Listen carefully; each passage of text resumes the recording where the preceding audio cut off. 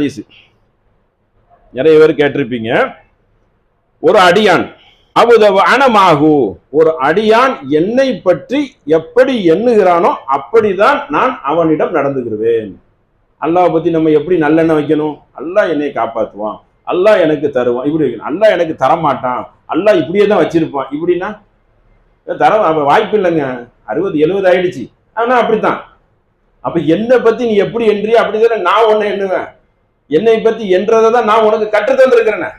வரிக்கு வரி நான் ஒரு கருணையாளன், நான் ஒரு கிருபையாளன் என்று வரிக்கு வரி உங்களுக்கு விலைக்கு சொல்லி தந்திருக்கத்தக்க அதுக்கு நேர் எதிர்மாட்டமா போனா அதற்கு என்ன சொல்றான் நபி ஸல்லல்லாஹு அலைஹி வஸல்லம்? எப்படி இந்த ஹதீஸை சொல்லுகிறார்கள் என்றால், நீங்கள் என்னை எதற்கு ஏற்ப நினைக்கிறீர்களோ அதற்கு ஏற்ப நான் என்ன செய்வேன்?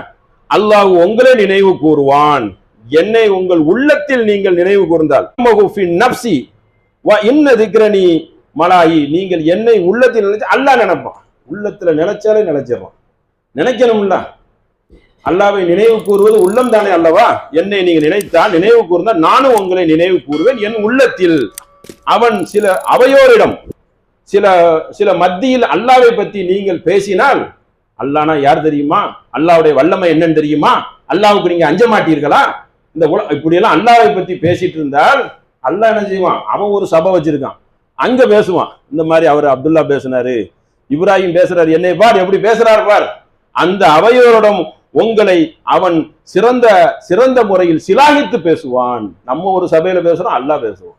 அல்லாஹ்வுடைய குதிரத்தையும் வல்லமையும் ஆற்றலையும், இப்படியே போகுமா உலகம், இப்படியே இருக்குமா என்று பேசினா நான் என்ன செய்வேன்? அல்லாஹ் அதை கேட்டு சும்மா இருக்க மாட்டேன். உங்களை நான் பேசுவேன், அவையோரிடம் நான் உங்களை பத்தி பேசுவேன் அப்படின்னு நபி ஸல்லல்லாஹு அலைஹி வஸல்லம் சொல்றாங்க.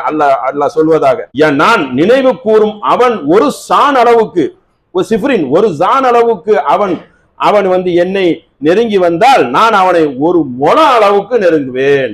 அல்லாஹ் சொல்றான். நீங்கள் நெருங்கினா தான் நானே நெருங்குவேன். நீ என்னை புறக்கணிச்சுட்ட, நான் எப்படி உனக்கு புறக்கணிச்சு நான் உனக்கு வரணுமோ, பக்கத்துல கெஞ்சணுமோ? அல்லாஹ் ஜப்பாரு. அப்ப அல்லாஹ்வை பத்தி எந்த மாதிரி நிலைப்பாடு கொள்றீங்க, அதுக்கு தக்கனதான் என் நிலைப்பாடு வரும். அப்ப நீ வந்தா ஓடி வந்து நான் வந்துருவேன். இவ்வளவு ஒரு ஒரு ஒரு ஜான் வைத்தால், சிஃப்ரைன் வைத்தால் நான் ஒரு முளத்துக்கு ஓடி வந்துருவேன், உன்னை அரவணைத்துக் கொள்ளுவேன். ஒரு முளம் அளவுக்கு நீங்கள் வந்தால் அதுக்கு மீறும், அதையும் தாண்டி நான் உங்களிடம் வருவேன். 2 கைகளை நீங்கள் நெருங்கி வந்தால் நானும் உங்களை நோக்கி நெருங்கி வருவேன், ஓடி வருவேன். இப்படி அந்த நபிமொழி பெருசாக வரும். இதெல்லாம் என்ன நிலைப்பாடு? செயல்முறை தானே. இந்த செயல்முறைக்கு தக்க ஒரு அடியான் நடந்தால்